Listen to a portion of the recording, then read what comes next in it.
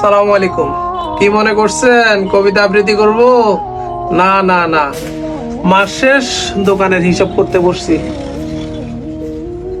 যে হারে মানুষ কবিতা আবৃত্তি করতেছে এই জন্য ভাবছিলাম একটু কবিতা আবৃত্তি করি, কিন্তু হঠাৎ করে দেখতেছি আজকে মাসের 3 তারিখ, হিসাব করতে হবে কয় টাকা ইনকাম হলো আর কয় টাকা খরচ হইলো। আর হচ্ছে যারা থটস অফ বিল্লাল এবং জুয়েল ভাইকে নিয়ে লাফালাফি করতেছেন, দুইজনের জায়গায় রাইট। জুয়েল তার ভিউ বাড়ানোর জন্য যেই থটস অফ বিল্লালের পিছনে লাগছে, আবার থটস অফ বিল্লাল যে হারে ওর নিজে বই লেখা শুরু করছে, দুইজনের জায়গায় রাইট।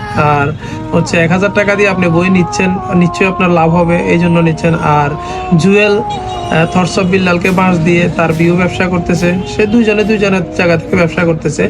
আর সবচেয়ে বড় কথা হচ্ছে থটস অফ বিল্লালকে অনেকে গালিগালাজ করতেছে না, আমার কাছে মনে হয় সে তার জায়গায় 100% রাইট। তার বইয়ের ভিতরে এমন কিছু আছে যেটার জন্য মানুষ 1000 টাকা না 1,00,000 টাকা দিয়ে নিচ্ছে। আর হচ্ছে যে সকল মানুষগুলো, আমি অনেকগুলো পেজ দেখছি 200, 3000, 4000 ফলোয়ার যাদের, তারা ওর একটা কবিতা আবৃত্তি করার পরেই দেখা যাচ্ছে তার এখানে মিলিয়ন ভিউ।